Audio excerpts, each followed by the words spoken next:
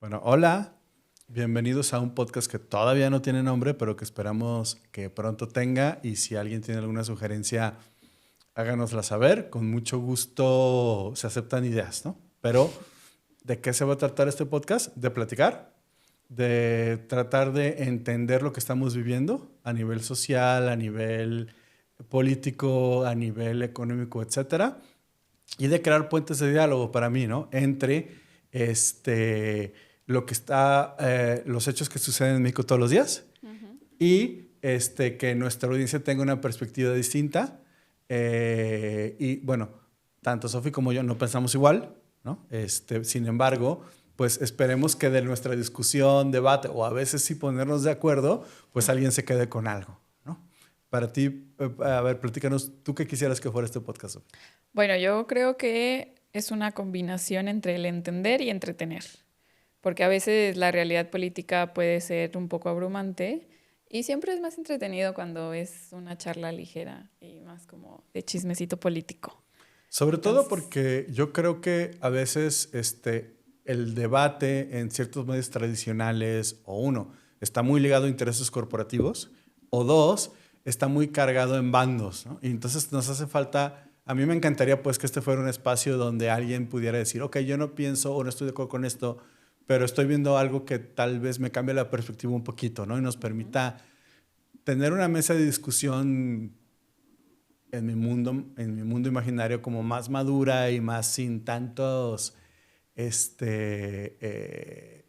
sé yo, como etiquetas, ¿no? Ujú.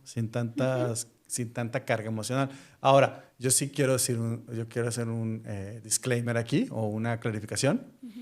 Este, Mi perspectiva del mundo es bastante izquierdosa, ¿no? Este, sí, y desde esa trinchera hablo, sí, trato de ponerme en los zapatos de otras personas que piensan distinto a mí, pero yo no pertenezco a ningún partido, ¿no? Soy crítico de, en general, de tanto la izquierda tradicional como no la tradicional mexicana o latinoamericana. Soy más jacobino que otra cosa, o sea, creo firmemente en el rol del Estado como modelo de desarrollo. Y soy un señor viejo de 40 y feria. Entonces, claro que eso también tiene un color a cómo veo el mundo, ¿no? Sí, siento que es una conversación como en el espectro de la izquierda y que eso no siempre se encuentra en muchas plataformas y eso también es una buena forma de empezar, ¿no? Porque también creo yo, no somos ni tú ni yo cerrados a escuchar la derecha, pero también somos abiertamente en estamos abiertamente en una posición política que pues obviamente no vamos a esconder, que pues estamos posicionados en la izquierda, ¿no? Ujú. Yo, pues sí, milito en un partido político al cual también tengo mis críticas, pero he decidido militar y justamente entendiendo también las implicaciones, contradicciones y problemas que pueda tener eso, pero las asumo porque yo sé que, o al menos en mi ideario político y en mi andar político, el participar en un partido me ha permitido y me permite tener una actividad más directa y más organizada que la que tuve, por ejemplo, en los movimientos sociales, ¿no? Que la que tuve yo. Pero sí. Sí, digo, y se vale. Algo que a mí me gusta mucho de lo que estamos viviendo en México, y creo que es a nivel mundial, que es que nos hemos hecho mucho más partícipes activos, desde la trinchera Sí, que quieras, ¿no? Y el debate en general es bueno. Eh, sí. eh, entonces, puede ser, si tu trinchera es estar en Twitter, está bien, no pasa nada, ¿no?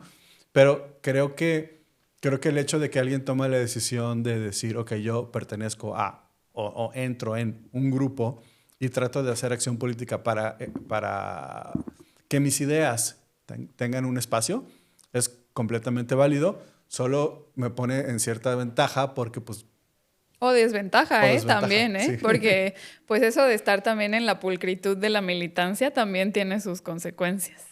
Ujú. Pero bueno, ya lo veremos conforme vengan los temas. Así es, ¿no? Entonces, bueno, Sofía, eh, tenemos un gran tema, nos tocó, nos explotó en la cara y creo que puede ser como un buen primer avance de lo que nos gustaría que fuera el resto del podcast, ¿no? Ujú. ¿Qué es? ¿Cuál es el tema? Ah, Yo voy a hacer el redoble. Ajá, yo estoy lista. Ajá. Vamos a platicar de las relaciones internacionales y de la elección con Estados Unidos. Y es, pues, creo que, no sé qué opinas tú, pero ahí sí soy porfirista, ¿no? Esa gran frase de ¡Ay, no! Porfirio de México, tan lejos de eso y tan cerca de Estados Unidos. O sea, es decir, al final de cuentas, mucho de lo que puedas o no puedas hacer como política de cualquier gobierno, cualquiera, tiene que ver con imposiciones, ¿no? De tener una relación tan asimétrica en términos de poder, etcétera, ¿no? Y muy probablemente la frontera más compleja, no del mundo, sino hoy, sino de la historia del mundo, sea la mexicoamericana. En términos de familias de un lado, familias del otro, transporte de bienes, modelos sociales y culturales e históricos llenos de conflictos y llenos de repente, totalmente unos en contra de otros, de repente cooperando hasta cierto punto de una manera benéfica para ambos. Sin embargo, cuando tú tienes una relación de poder tan equidistante, invariablemente hay una parte que sufre, ¿no? Y creo que ahí todos los gobiernos de este país han tratado de jugar en muchos tipos de juego. Algunos han salido mejor que otros. Sin embargo, si hay algo que define siempre una administración local es la relación con Estados Unidos, ¿no? Querámoslo o no, es nuestra realidad. Me gustaría que México fuera un país mucho más independiente en políticas de seguridad, energéticas, etcétera, pero sabemos la que nos toca, ¿no? El campo en el que estamos. Y ahorita, en ese campo hay un cambio que puede ser radical tal vez no, tal vez sea simplemente retórico, pero sí hay un nuevo actor, ¿no? Y nos brinca ese nuevo actor y tenemos también un cambio de un gobierno mexicano que tiene que encontrarse y tiene que saber cómo va a reaccionar ante posible amenaza, pero también, ¿por qué no? Posible oportunidad, ¿no? Entonces, ganó Trump, Así básicamente. es. Y no solamente ganó Trump, ganó los republicanos en el Senado, los republicanos en el Congreso. Ya tienen desde hace 4 años la Suprema Corte de Justicia de Estados Unidos y también tienen la mayoría de los estados de Estados Unidos. Entonces, es un avance de los republicanos brutal. Pero sí quiero hacer unas anotaciones respecto a lo que decías. Yo creo que la construcción del país de Estados Unidos es una construcción, desgraciadamente, que siempre estaba basado en el conflicto, pero sobre todo en el intento de sumisión de otros grupos sociales. Y eso obviamente que históricamente ha generado pues muchos conflictos. Por eso creo que el tema de las identidades en Estados Unidos tiene tanto eco, a diferencia de, por ejemplo, aquí en México, que cuando le preguntan a alguien, oye, ¿tú te consideras indígena? Pues dicen no, aunque sean morenos y su familia venga de algún municipio que sea prioritariamente indígena, ¿no? O sea, no están tan marcadas, sí, pero no tanto, ¿no? En especial de que hay como muchos grupos muy identificados en Estados Unidos, que eso es lo que ha generado esa gran nación, pero que es una historia que niegan, ¿no? O sea, es como siempre la herencia y de que los blancos ricos son los que construyeron este país, ese país, y es como se conformó, ¿no? Y creo yo, por eso también el tema de las identidades había tenido tanto eco en algún momento de la historia de Estados Unidos, pero ahora perdió ese eco. ¿Por qué? En mi opinión, porque los demócratas nunca atendieron las demandas reales de esos grupos identitarios, pero sobre todo porque pues siempre se dedicaron a beneficiar a grupos económicos y esos del deep state que tanto criticaba Trump, que es el primero que más bien le pone palabras, ¿no? Los republicanos habían estado agotados durante muchos años y ya pues tenían como muy formados en este sistema bipartidista que tienen, pues ya tenían como que su población, no había como mucha variación en su discurso. Sí, con la llegada de Obama como que es cuando se hace más el tema de las identidades y wow, nuestro primer presidente afroamericano, wow, no sé qué, ¿no? Pero al final Obama no puede avanzar en muchos temas importantes y empieza ahora sí que más aparte se le suma pues muchas crisis económicas, luego también todo lo que ha estado pasando, que no hubo, por ejemplo, el aumento del salario mínimo, que también fue una de las políticas que desgraciadamente avanzaron súper lento y generaron pues muchos problemas económicos en Estados Unidos, que obviamente la pandemia acrecenta, ¿no? O sea, invariablemente, ¿no? Creo yo la llegada de Trump justo es romper esa dinámica. Desgraciadamente Trump, que es un actor que siempre había estado como entre los medios, pero nunca se había involucrado directamente en política y también que es una persona que tiene cero filtro, Ujú. cero capacidad Pero es de... parte de su éxito también, ¿no? Claro, sí, justo. Y creo que cuando empieza a hablar de esos dolores de la gente, es cuando las personas de Estados Unidos pues lo empiezan a escuchar, ¿no? Y dicen, wow, alguien por primera vez está pensando en pues en los campesinos gringos, ¿no? Que es algo que, por ejemplo, no vemos mucho en el imaginario de Estados Unidos, pero que esencialmente son una parte importantísima de Estados Unidos, ¿no? Por ejemplo, aquellos que viven de la pesca y de todo el tema de pues, el campo y todo en, no sé, en Mississippi, Ujú. que es un estado que también está empobrecido y que tiene pues pocas ciudades grandes, ¿no? O luego, normalmente como que las grandes ciudades de Estados Unidos son Washington, Nueva York, Los Ángeles, Florida, y luego vemos y pues Estados Unidos es gigante y tiene una gran cantidad de poblaciones olvidadas, ¿no? Ujú. Entonces, creo que la llegada de Trump significa eso y hablar como de toda esta burocracia que era muy, muy marcada en el gobierno americano.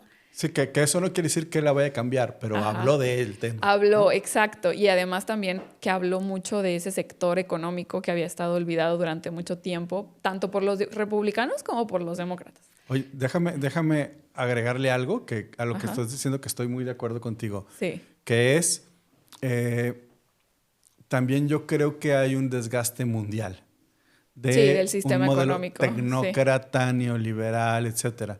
Y algo que hace Trump, que por ser como un sujeto, como bien mencionas, como muy ajeno Ujú. al sistema tradicional de los republicanos y demócratas, es, él tiene la capacidad de apuntar un dedo. Claro, Y algo que, y tal vez me quieras colgar con lo que estoy a punto de decir, pero es algo que también hace Obrador.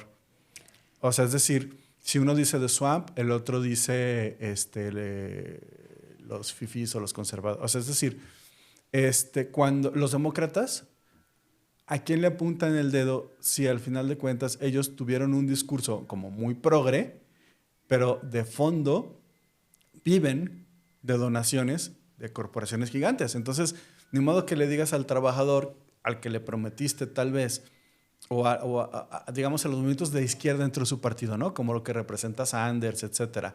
Te vamos a subir, pero eso atenta contra los beneficios financieros que han sido los más grandes de la historia de Estados Unidos este año y atenta contra tu clase donante, que crearon una clase, una casta que le paga campañas a los dos partidos y entonces está apoderada. Y entonces el trumpismo, tal vez bien o mal, o sea, seguramente de una manera muy equivocada, porque estoy seguro que ni tú ni yo compartimos este discurso hasta neofascista, racista claramente, pero lo que sí hizo Trump es decir, aquí hay un culpable, o sea, tú que vives en Kentucky, que vives cheque, o sea, que si te enfermas hoy te vas a la quiebra, porque, o sea, ellos son los culpables, ¿no? Y eso creo que es que lo hacen, o sea, hay un nuevo modelo de política populista. Puede ser izquierda o derecha, porque hay una mentira que nos dice la derecha, que el populismo es igual a la izquierda. No es cierto. Es una Ujú. manera de comunicar política, nada más.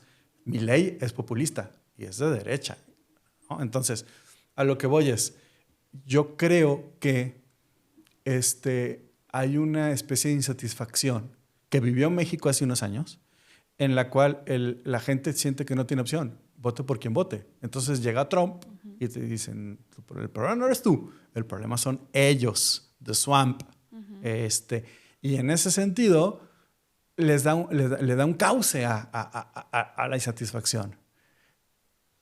Sí, sí considero que Trump es populista.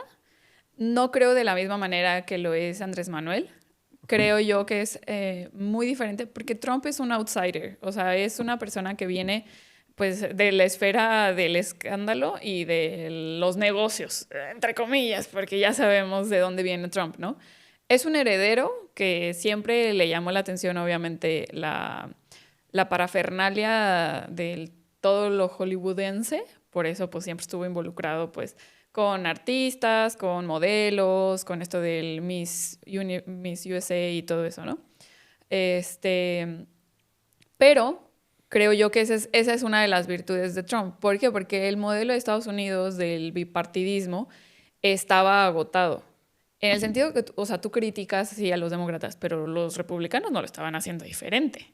O sea, eran igual, solamente que pues mantenían mucho su lógica mucho más conservadora que los demócratas. Y que creo que aquí vale la pena mucho una acotación en el que la izquierda en Estados Unidos no existe. Y quien diga que sí existe es una mentira. No, no existe en el sistema político de Estados Unidos. Sí existe tal vez en organizaciones exteriores, o sea, del Sí, sistema o político. grupos como Antifa. Pero como... son súper reducidos porque además están catalogados como terroristas en Estados Unidos.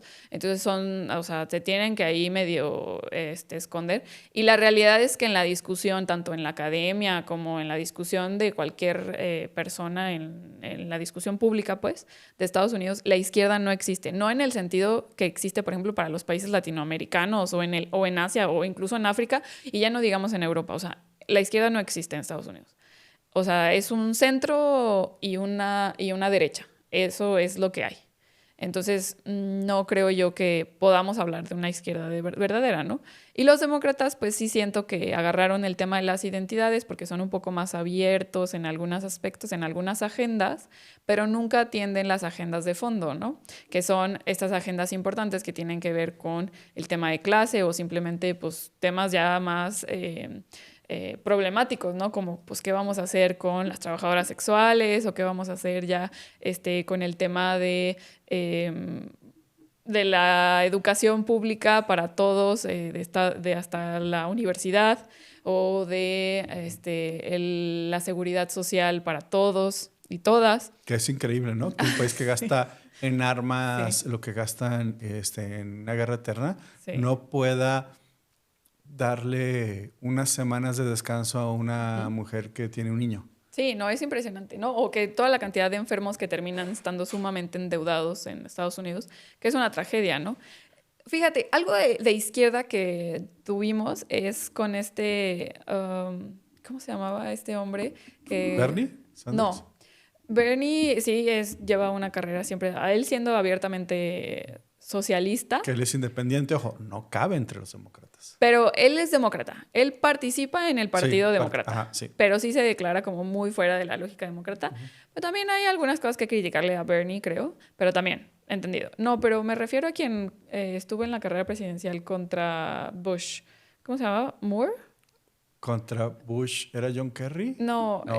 ¿Al Gore? Al Gore. Al Gore es el que habló. Sí, Al Gore es el que hizo el documental, ¿no? Ajá, Ah, exacto. sí. Al Gore creo que es una de las personas que sí fue emblemática para así como romper mucho de la dinámica que había. Creo que es el precursor. Desgraciadamente se volteó hacia la derecha, pero él creo que fue el precursor para como romper el discurso gringo de lo que pasaba, ¿no? Pero es que eso les pasa. Por ejemplo, estaba viendo el otro día discursos de Biden en los 70, cuando era joven, que decía que el principal enemigo de la democracia en Estados Unidos era el dinero de las corporaciones en la política. Pero ni siquiera te vayas tan lejos. Tienes razón, joven Biden. No, pero ni siquiera te vayas tan lejos. Alejandro Ocasio, Ajá. que era una mujer que hablaba de las corporaciones y que al final terminó, o sea, en este proceso electoral. Aplaudiéndole a Nancy Pelosi, cuyo esposo se hizo millonario. No, o sea, aplaudiendo y peleando, por ejemplo, a Jill Stein por ser de una opción, de una tercera opción, y diciendo que era una vendida y sabe cuánto, cuando ella estaba fundada, pues, por también unas corporaciones bastante dudosas, ¿no? Entonces... Déjame, solo para hacer un paréntesis, porque me hiciste un comentario que quiero aclarar, ¿no? Ajá. Tienes razón. Yo tomo mucho lado como el análisis demócrata porque primero creo que esta elección, como siempre, fue un referéndum sobre Biden en muchos aspectos. Pero dos, porque para mí los demócratas eran el partido que sentía que tenían una representación real hacia la clase trabajadora. Entonces yo soy mucho más crítico en algún momento, o sea, estoy hablando de FDR, ¿no? En algún momento, o sea, yo soy más crítico a los partidos de izquierda que los de derecha, porque yo ya sé que es un republicano, ya sé que es un tipo que va a decir que los migrantes son malos, que vienen por tu trabajo, que los mexicanos, etcétera, ¿no? O sea, es decir, esa parte, o sea, yo le hago mucho más responsables, ¿no? A gobiernos en general en el mundo, al PSOE que al PP. O sea, si tú como Labour en Inglaterra, ¿no? Los laboristas, me pones políticas neoliberales que tus padres y tus abuelos que estaban en ese partido rechazaban y pelearon y se enfrentaron al Estado hasta la cárcel, y hoy, o sea, eres parte de lo mismo, a ti te hago mucho más responsable que a los conservadores en general, ¿no? O sea, y hemos visto como Alexandra Ocasio-Cortez, cómo llegan al sistema y se hacen de derecha. O sea, ella en particular llegó enfrentándose a una status quo demócrata corporativo y diciendo, esta gente no nos representa. Uh-huh. Y a los 6 meses era otra persona. Sí. Estaba aprobando un plan presupuestal que no incluía seguridad social universal. O sea. Sí.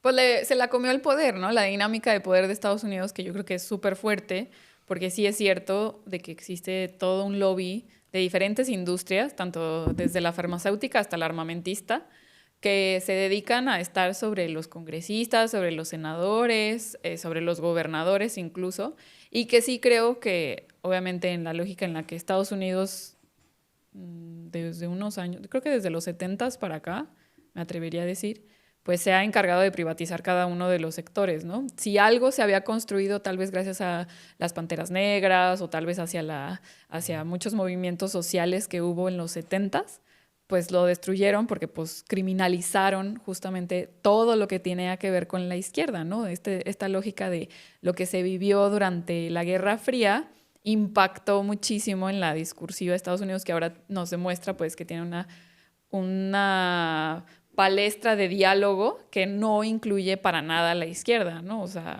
por eso digo. Es increíble cómo estaba oyendo, no recuerdo el podcast de quién, en Estados Unidos, pero decían, nunca en la historia de este país habíamos conseguido un derecho que después se quitara a nivel legal. Y el derecho de las mujeres a la salud y decidir sobre su cuerpo de manera fáctica se quitó. O sea, es decir, es la primera, o sea, es un país que en muchos sentidos va en retroceso. Yo creo que sí habían perdido muchos derechos, pero no se habían dado cuenta. O no tan obvio. No habían sido tan identitarios, porque obviamente esto sucede en un momento en el que el movimiento feminista está en su más amplio momento y en el que está pues inundando tanto redes como medios, como la protesta en las calles, ¿no? Pero había muchos derechos que ya habían perdido, ¿no? El tema de la salud ya lo habían perdido. Sí. El tema, pues, de pues toda la seguridad. Pública en las últimas décadas. La educación pública, en términos como la básica, más o menos se mantiene, pero no en su totalidad, ¿no? O sea, creo que las cosas públicas que ahorita más tienen es los bomberos, la educación elemental, pues, de como primaria preparatoria, que es high school. Sí, ¿no? Y no sé, yo creo que habrá alguna otra cosa de la que desconozco, pero son muy poquitas las cosas que son completamente públicas en Estados Unidos. Pero sabes que sí hay una salida de educación pública en Estados Unidos. Aclaración, yo viví ahí. De hecho, estuve en una academia militar en Estados Unidos. Ajá. Y algo que sí es... Estamos hablando con un militar gringo. Ajá. No. Pero es el ejército. Es decir, el ejército, tú puedes obtener una educación en el ejército, pero claro. ahí es donde está el detalle. Sí, ahí está la trácala. Cantinflas. Digo, también tienen, por ejemplo, las community college, que sí son gratuitas o de alguna forma públicas, pero también, desgraciadamente, por la misma lógica de Estados Unidos, las han denigrado a que pues estén en una lógica súper diferente a, por ejemplo, la del resto del mundo, que las universidades públicas tienden a ser las más prestigiosas, ¿no? Aquí no incluye la UDG, pero... Pero, por ejemplo, en Europa o en muchos países de Latinoamérica, las universidades la públicas... UNAM es una universidad que tiene, creo que si juntas todo el resto de las universidades de México, la UNAM duplica o triplica en investigación. O sea, por ahí leí un dato así que era impresionante. Es la que más investiga en América Latina. Sí, y pasa, o sea, una cosa súper contraria en Estados Unidos, que son las universidades privadas, que son súper caras, que se dedican a endeudar a los estudiantes, y son las que tienen el prestigio. Pues obviamente en esta lógica sumamente capitalista, sumamente neoliberal de darle prioridad a lo privado, ¿no? Y por eso es que también construyen su prestigio, ¿no? Una lógica de, pues, pagas y tienes a los mejores maestros y todo esto, ¿no? Como cero la intención de que el Estado le preocupe la necesidad de que tengan más profesionistas, ¿no? Y creo que de ahí también viene mucho de la debacle de Estados Unidos, ¿no? De justamente no invertir en bienestar o en los servicios básicos universales, pues ahora ya son muchos años de agravios al pueblo de Estados Unidos, que pues ahora está sumamente preocupado. Y que creo que eso es lo que definió las elecciones de este momento, ¿no? O sea, era el tema económico. Ya no tenía que ver con la identidad, ya no tenía que ver con las mujeres, ni con las poblaciones latinas, ni afrodescendientes. No. Era el tema económico. Un tema que no abordó, por ejemplo, Kamala, desgraciadamente, y que no supo abordar, ¿no? Y que todavía acrecentó las diferencias con las agendas identitarias, ¿no? Que ahorita, por ejemplo, el tema de la guerra en Ucrania o también el genocidio en Palestina o el tema de las armas, pues ella nunca dijo o estar posicionada en un rechazo concreto, ¿no? Ella justamente evadía las preguntas o decía, soy amiga de Israel, estamos con Ucrania, arriba la posesión de armas, porque yo tengo una arma y si alguien entra a mi casa lo voy a disparar. Que lo dijo en un talk show así como, ¿qué onda con esta mujer? De verdad está desquiciada y tiene cero noción de su imagen, que nos hacía cuestionar muchas cosas, ¿no? Sí, y yo lo que creo, yo soy una persona, tengo 45. Entonces, yo crecí con otra izquierda, en la cual si algo te caracterizaba era el factor universal de la lucha, ¿no? Claro. Es decir, derechos de los trabajadores, a todos. Libertad de expresión, a todos. O sea, es decir, todos, todas. Y cuando te parten en pedacitos, o sea, ¿quién se beneficia? Y entonces es una manera para mí de venderte que sí estás en una causa, pero de fondo es divide y vencerás. Y tengo mucha gente, conocidos, por decirlo, progres, ¿no? En México, que dicen, ¿cómo es posible que haya ganado Trump? Son racistas, son quién sabe qué, es el machismo, es gente que odia a las mujeres. Y yo creo que esa es una lectura muy distorsionada que le está quitando al fondo del asunto el problema, que es económico. Sí. O sea, es un modelo económico que para la mayoría de los... Ahorita el factor número 1 para que alguien se vaya a la quiebra en Estados Unidos y pierda todo es que se enferme. Sí. Es increíble cómo no le puedes garantizar... O sea, imagínate no poderle pagar que tu hija se te enferme. Sí, en el país más rico de la historia de la humanidad. Sí, es tremendo. ¿Qué digo? México no había estado tan alejado también de esa realidad. Nos llevaban para allá. Ajá, pero digo, algo va cambiando, ¿no? Ya hay una idea de un modelo, de que van avanzando en los sectores más, en las poblaciones más, más pobres de nuestro país, ¿no? Pero sí, o sea, en Estados Unidos como que se les arrebatara todo eso, que creo también Trump no hablaba específicamente de los servicios básicos universales, pero sí hablaba de las causantes, ¿no? Sí. Y eso creo ahí es donde está el truco, que tal vez es como parte de la poca politización que había en Estados Unidos, que tiene que ver con que, o sea, sí, está identificando las causas, pero las soluciones o los culpables son las personas adecuadas, porque pues Trump y tal vez Trump no tanto, pero sí Mike Pence y todas las personas que estaban alrededor de Trump se dedicaron a, ahora sí que, demonizar todos estos sectores, pues, específicos de la población, como los migrantes, el tema La gente de... transgénero que vienen Ajá, a meterse al baño y vas a querer que o sea, literal sí. a crear monstruos, ¿no? O sea, Sí, pero creo que imaginarios. era justo eso, ¿no? Demonizarlos, porque había muy pocas formas de explicar que de alguna manera tenían razón, ¿no? Los demócratas se habían enfocado tanto en estas agendas sin profundizarlas, porque era una de las Ujú. lógicas del neoliberalismo, o sea, era tomar estas luchas y nada más así como que cambiarlas. Hay una política de que aceptan tu cambio de género, pero ¿qué va a pasar con las personas transgénero que necesitan trabajar? Claro, Porque no hay políticas para las personas transgénero para que sean aceptadas en lugares de trabajo sin ser discriminadas. Eso nunca lo tocaron claro. los O demócratas. quieren, a ver, señores de Walmart y de los bancos y etcétera, ¿quieren tener un impacto positivo sobre la comunidad gay? Porque luego los ves celebrando, ¿no? El Pride, de quién sabe Sí. qué. Suban el sueldo de sus trabajadores. O Sí. sea, darles prestaciones, darles O vacaciones, o tal sea, vez, no sé, denles un salario mínimo básico, decente, claro. ajá, o como tú dices, ¿no? Denles unas vacaciones normales. O sea, la lógica que debería de haber en una conversación real Real, de claro. políticas que afectan, ¿no? Y que no se habla con profundidad de, pues sí, las identidades, pero pues las identidades tienen desventajas no solamente en términos de aceptación cultural, sino también en términos de acceso a mejores oportunidades, de Ujú. acceso también para el estudio, para el tema de la salud. No, no había nada de eso en la conversación, ¿no? Y sí creo que ese es el acabose de los demócratas y el por qué pueden instrumentalizarlo tan bien desde la voz de Trump por ser esta persona que viene de fuera y que sabe identificar esas cosas que pues la población estadounidense veía, ¿no? De que sí, pues hay políticas a favor de la comunidad transgénero eh, y qué bueno, o bueno, cualquier espectro en el que estuvieran del posicionamiento político, pero no veían ninguna transformación económica o ningún avance a favor pues, de un grueso de la población, ¿no? Incluso ese grueso de la población que estaban criticando, ¿no?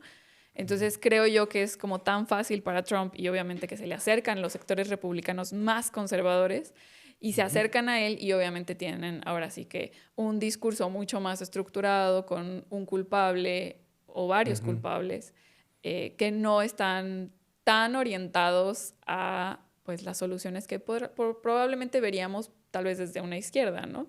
Pero pues ahora sí que fallaron amplia y fuertemente los demócratas y se puede ver en el mapa político de Estados Unidos Ujú. simplemente cómo se pintó de rojo, de azul, o sea, es impresionante. Y que pues ahora van a tener control de todo. Ahora sí, ¿dónde están los de la marea rosa diciendo que la dictadura, No, el ¿sabes qué control? están haciendo ahora? Pidiendo intervenciones Claro, militares en claro, México. Ahí están claro. ahora. Quieren que vengan los republicanos a mandarnos, ¿no? Son siempre, mira, los conservadores históricamente se han probado como unos auténticos vendepatrias y creo Yo que iba a decir ajá, apátrida. Sí. ajá, sí, sí, sí. No, vendepatrias, porque no son apátridas de no Ujú. reconocer nuestra patria, sino que además la venden. O sea, unos mercenarios horribles. Y creo que pues esa tendencia impresionantemente sigue siendo una tendencia histórica, ¿no? Lo vimos desde Santa Ana hasta... O el debate con la realeza española, como, a ver, Claro. hermano, o sea, este, ¿cómo explicarte que no tienes que ser tapete de todo gobierno extranjero, güey? Que sí puedes tener Pero dignidad como no, país. no de todos los gobiernos extranjeros, porque tampoco se pondrían de tapete del gobierno, no sé, de Lula No, claro, pues, o de Venezuela, Cuba, ¿verdad? No, imagínate. claro que no, Hay un no. doctor cubano en México, nuestros No, niños, ¿no? se van a llevar los trabajos de todos nuestros doctores. Y es como, señora, no hay doctores en México. Sobre todo en comunidades que están muy alejadas. Claro. Claro, pero bueno, pero sí, fíjate que sí, o sea, nuestra derecha siempre ha logrado estar en el lado incorrecto de la historia.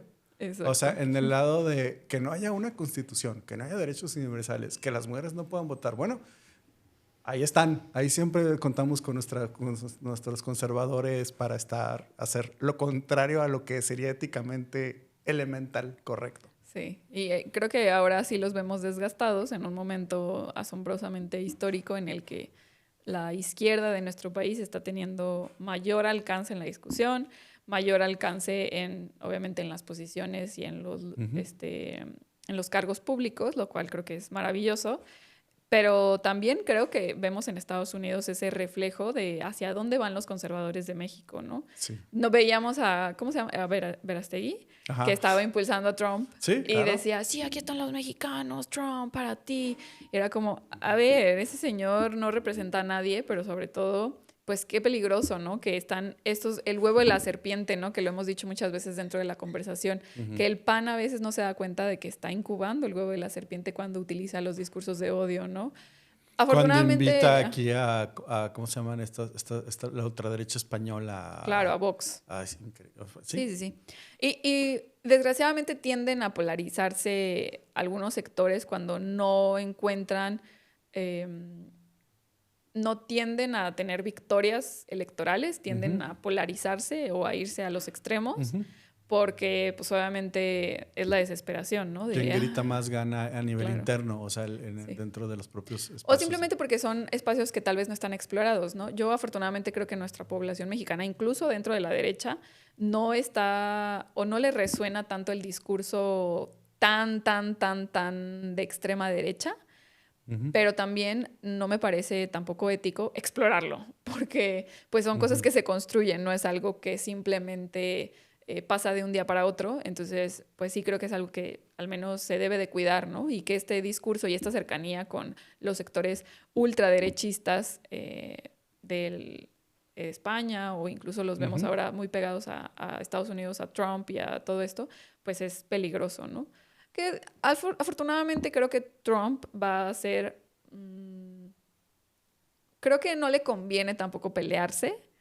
Obviamente, a ver. Porque tiene un Estados Unidos debilitado. Claro, y dos, pues el peso de a ver, el modelo en el que estamos, tanto México como Estados Unidos, es un modelo en el cual las compañías de Estados Unidos usan a México para bajar los costos de producción y maximizar sus ganancias. Sí. Punto. O sea, ese es el modelo en el que entramos. Sí. Pues o sea, yo dudo que General Motors esté feliz con Trump diciendo que va a poner una tarifa de 20% a carros. O sea, los primeros en ser afectados es los propios donantes de Trump. O sea, Sí. Entonces, sí, entendamos que una cosa es el discurso nativista, etnocentrista, etcétera, y otra cosa es la capacidad operativa real que va a tener el señor. Sí, digo, en su periodo anterior sí vimos que había muchas cosas del discurso, pero que no se aplicaban tanto en políticas, ¿no? Y era como, bueno, habla mucho, pero no hace tanto, ¿no? El tema del muro y todo esto, ¿no? Ahora no sé qué tanto vaya a ser mucho hablar y poco hacer, o sea, porque está rodeado de muchos políticos ultraconservadores. O sea, Mike Pence, a mí es el que me preocupa. No me preocupa tanto... El vicepresidente. Sí, sí, sí. Y todos estos sectores súper conservadores que se han acercado muchísimo más a Trump y que han también movilizado también en formas muy peligrosas a la población. O sea, el tema del atentado en el Capitolio, o sea, estaba peligroso, ¿no? Y creo yo que ahí, pues, Trump, esperemos, no les dé tanto control, ¿no? No les dé tanta autoridad, pero pues es algo que vamos a ver cómo se desarrolla, ¿no? Afortunadamente también los sexenios gringos duran 4 años nada más. Cuatrienios. Ajá, Sí. entonces, y ya no se puede reelegir, al parecer. Ajá. Entonces, bueno, pero también a quién vamos a estar preparando, ¿no? Claro. A quién van a estar preparando para el siguiente periodo. Y si la gente sigue sin tener una salida real, o sea, yo creo que la gran diferencia de lo que pasó a mí con Estados Unidos es que México entró antes en este proceso. Es decir, en este desgaste de estos dos grandes partidos que dominaron décadas al país, que son equivalentes a los de Estados Unidos, que había dos partidos de derecha en México, ¿no? ¿Cuál quieres? ¿La derecha que se persina o la derecha que te roba? Ajá, exacto. Entonces, y Estados Unidos pues, está igual, pero la gran diferencia es que México tuvo un líder social que pudo crear una vía alternativa. Sí. Y eso no lo veo allá. Y entonces, si eso no se da, la olla de presión que con Trump nos dio un aviso puede seguir incrementándose y podemos tener un fenómeno mucho más extremo. Trump es un narcisista. Trump no tiene una ideología real, personal, dura. Trump te va a decir esto para que tú lo adules y si lo adulas eres de su equipo.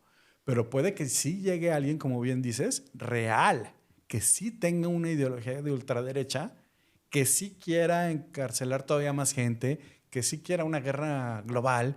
Y entonces esa persona, Estados Unidos tiene las condiciones ante la insatisfacción general con su democracia para que esto se dé. Y bueno, yo creo que si alguien le hizo, independientemente de que seas crítico o no, podrás odiarlo o no, porque estamos muy polarizados, pero si algo hizo Obrador o le otorgó a México es oxígeno. Es decir, el mexicano estaba harto de su clase política y de sus instituciones. Y realmente esto es como, o sea, el que haya llegado la alternativa, para mucha gente representó, ok, sí tengo un lugar aquí, porque no tenía un lugar en una mesa de debate, en una mesa de poder real, ¿no? Era, estos dos partidos se encierran, pasan sus reformas juntos, salen y friega es el que se fregó. Y si tú eres un maestro y estás en contra de la reforma educativa, violencia, cárcel y tortura y desapariciones. O sea, ese era el México, estos dos partidos. Entonces llega otro y dices, bueno, por lo menos mucha gente que de otra manera estaba muy indignada, tuvo un lugar o nos bajó la olla de presión, ¿no? Estados Unidos no ha tenido ese elemento. Y ahí hay muchísimo peligro porque lo que nos hacen allá va a reverberar aquí fuerte. No sé qué tanto llegue a afectar, pero sí creo que México está muy fortalecido, ¿no? El tema, a mí el otro día pensaba, ¿no? Que qué curioso y qué atinado tanto la doctora Claudia Sheinbaum como el expresidente Andrés Manuel López Obrador en haber metido el tema de la reforma judicial justo cuando Estados Unidos está en un proceso electoral, porque eso los hizo no meterse en nuestros asuntos, ¿no? Y no porque no quisieran, sino porque estaban muy entretenidos. Pero estaban muy entretenidos, ¿no? Entonces creo que lo máximo que tuvimos de intervención de Estados Unidos pues fue así como que el comentario ahí del embajador. Y no pasó a más. ¿Por qué? Pues porque los demócratas estaban al 100 concentrados en el proceso electoral.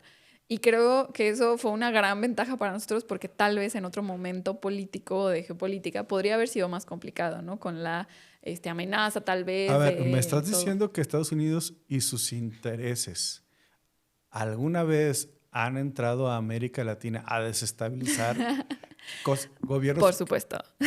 ¿Qué? No lo puedo creer. Hablemos de Chile. Salvador Allende. Chile, Guatemala, El Salvador, Nicaragua. Todo empezó. México. Sí. No, claro. O sea, el sexenio de Felipe Calderón creo que fue emblemático para estas políticas que pues buscaban la guerra, ¿no? Porque pues eso querían, ¿no? Así es como hacen dinero, desgraciadamente, en Estados Unidos, y una de las grandes industrias de Estados Unidos pues es la armamentista, ¿no? Pero sí. Oye, y entonces creo yo que ya estamos entrando a verlo más desde la perspectiva de los mexicanos, ¿no? Sí. Yo creo que el viejito fue muy exitoso en torear a Trump en su momento. Creo que incluso acabaron hasta con buena relación. A mí me preocupa un perfil más como el de Sheinbaum, porque ella es mucho más seria, digámoslo así, ¿no? Uh-huh. Es mucho más puntual. Y creo que en ese sentido es hasta menos pragmática. Es decir, es mucho más, yo la siento hasta ahorita en los días que llevo, como es mucho más clara de ideas y de políticas. Y Trump es un factor de caos. O sea, Trump es Trump, ¿no? Me preocupa Y aparte otra, es mujer, ¿no? O sea, es decir, Trump es alguien que si con algún grupo tiene bronca es con, ¿no? Me preocupa mucho que no podamos tener el diálogo en el cual a Trump le decíamos, le dábamos por su lado un poquito y entonces ya lo distraíamos y entonces ya no nos ponía tarifas al aluminio, ¿no? Y entonces, etcétera. Creo que Juan Ramón de la Fuente es uno de los mejores elementos que tiene este gobierno. Sin embargo, creo que la relación Obrador-Trump era una relación que se daba de una manera mucho más natural y orgánica. Y me preocupa que Sheinbaum, por su perfil, vaya a ser capaz de... Veo sobre todo, o sea, por ejemplo, está anunciando, no sabemos con él qué es verdad y qué es mentira, nadie sabe, pero está anunciando deportaciones masivas, ¿no? Espérame, a ver, ¿de quién? Porque ¿por qué yo, México, tengo que ser tu centro de migración? ¿No? Empecemos por ahí. Creo que el gobierno de México y el gobierno de Obrador, de las mejores cosas que tuvo fue la capacidad de entender que el problema de migración de México a Estados Unidos pasaba por el desarrollo de América Central.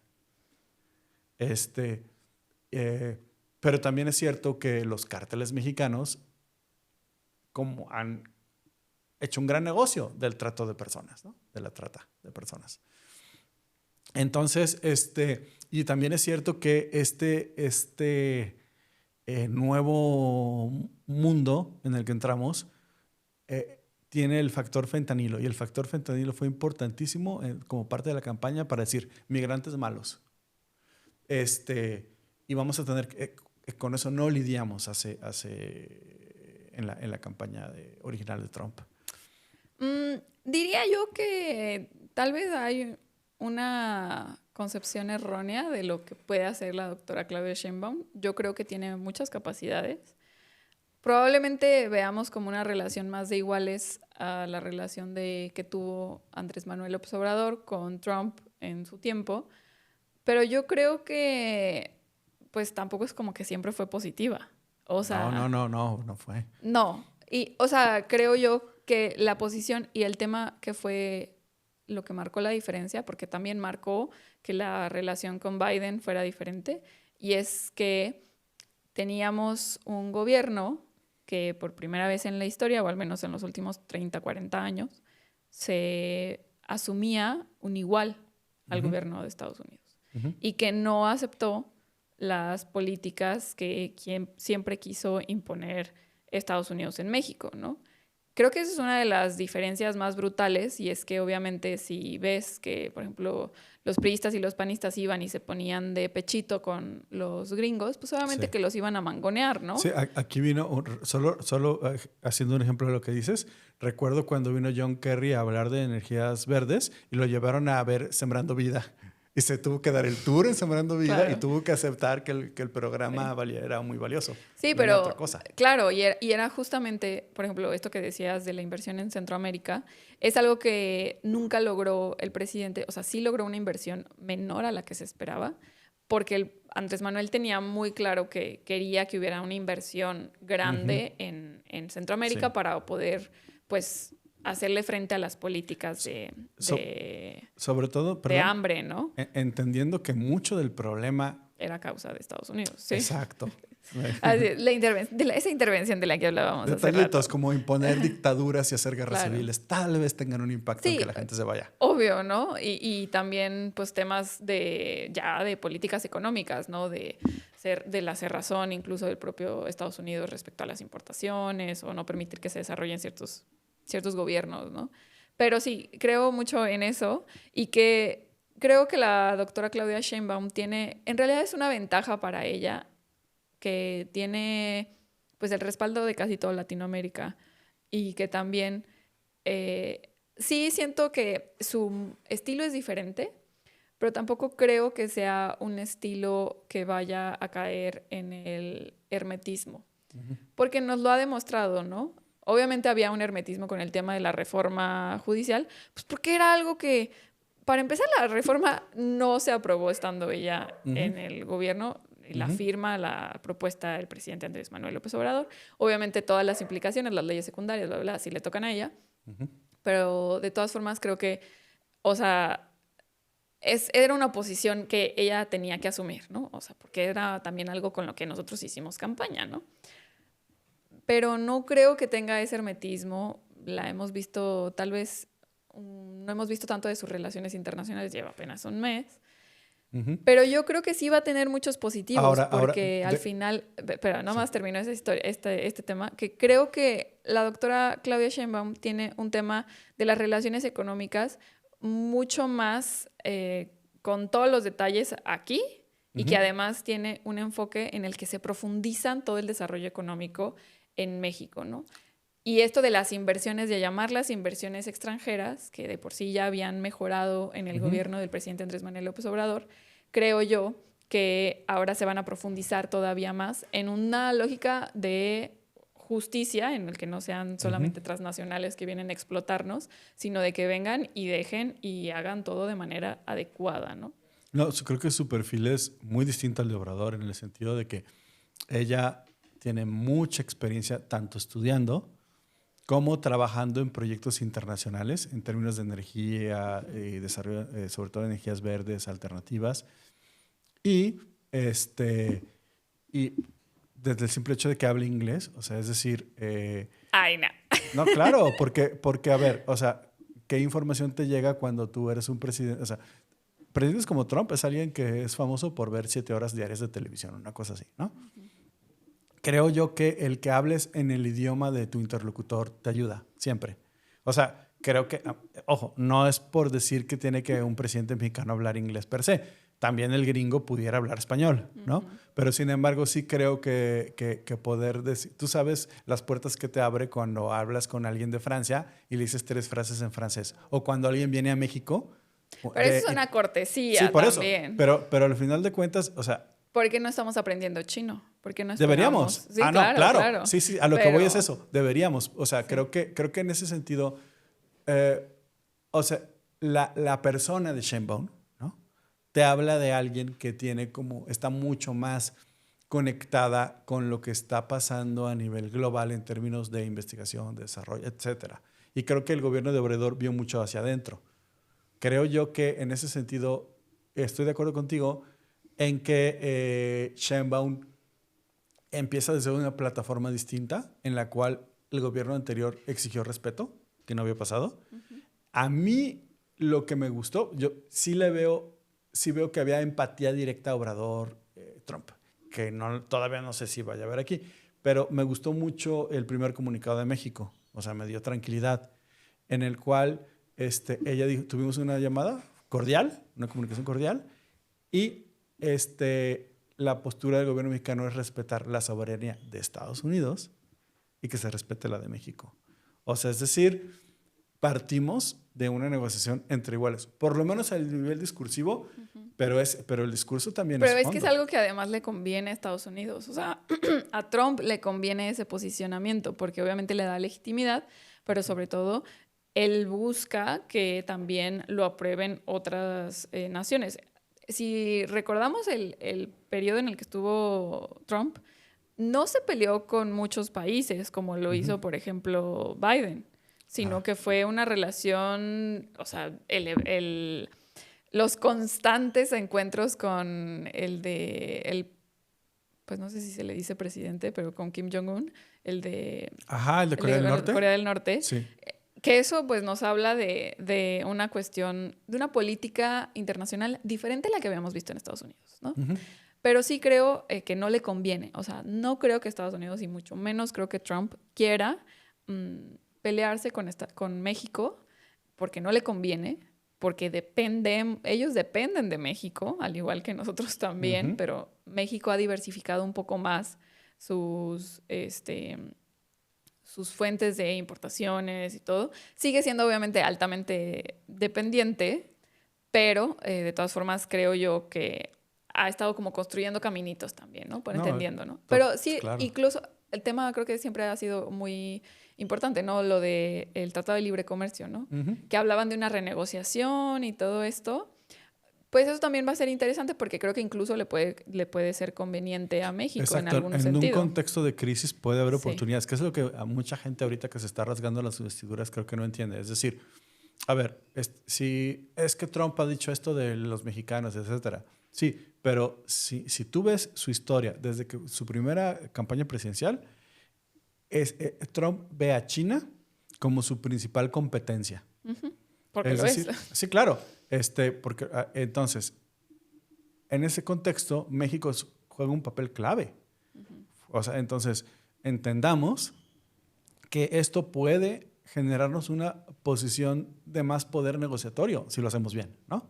Claro. Es una oportunidad. O sea, es decir, la única manera en la cual tú vas a competir contra un continente completo que tiene 1.300 o 1.400 millones de personas, ya no sé exactamente cuántos tenga China hoy, es por lo menos aumentando tu capacidad operativa, y eso es a través de alianzas.